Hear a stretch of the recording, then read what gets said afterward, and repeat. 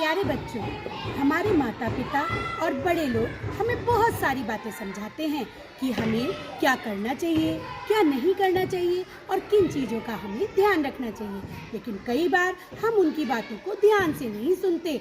क्या आपको पता है कि उनकी बातों का ध्यान रखने पर हम कई सारी मुसीबतों से बच सकते हैं और बातों का ध्यान न रखने पर कभी कभी हम मुसीबत में भी पड़ सकते हैं। तो क्या आप जानना चाहेंगे कैसे? तो चलिए आज हम देखते हैं कहानी पूंछ हिलाने वाला भेड़िया। अरे ये मैं गड्ढे में कैसे गिर गया?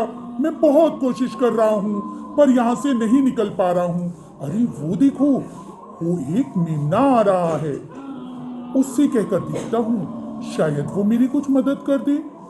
अरे दोस्त, सुनो, मुझे ऊपर निकालो, मैं यहाँ गड्ढे में गिर गया हूँ। अरे तुम कौन हो और यहाँ गड्ढे में कैसे गिर गए? अगर मैंने इसे ये बता दिया कि मैं एक भेड़िया हूँ तो शायद ये मुझे बाहर नहीं निकालेगी। मैं इससे झूठ बोल देता हूँ। अरे दोस्त, मैं तो कुत्ता हूँ। एक मुर्गे को बचाते बचाते मैं खुद यहाँ गिर गया हूँ।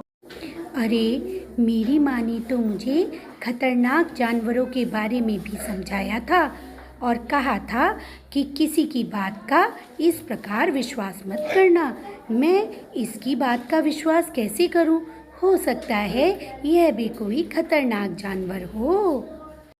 लेकिन तुम तो भेड़िए के जैसे लगते हो। अरे नहीं, मेरी पूंछ देखो, कुत्ते की तरह हिल रही है कि नहीं?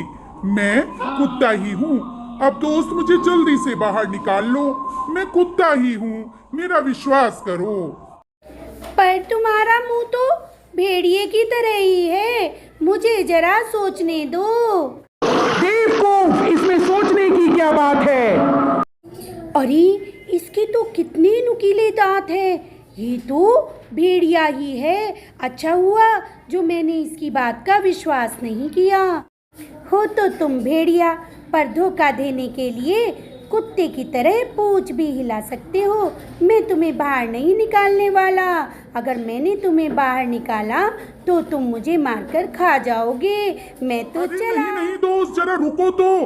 अरे मेरी बात तो सुनो, जरा रुको तो दोस्तों, आपने देखा, अगर मैं अपनी माँ की बात का ध्यान ना रखता और उस भेड़िए को गड्ढे से बाहर निकाल देता तो वो मुझे मारकर खा जाता।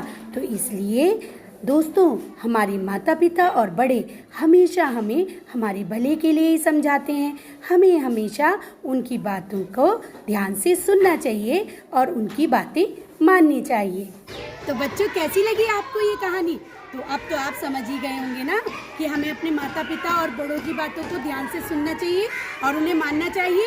तो अब से आप भी ऐसा ही करना। चलिए फिर मिलते हैं अगली वीडियो में। तब तक के लिए धन्यवाद।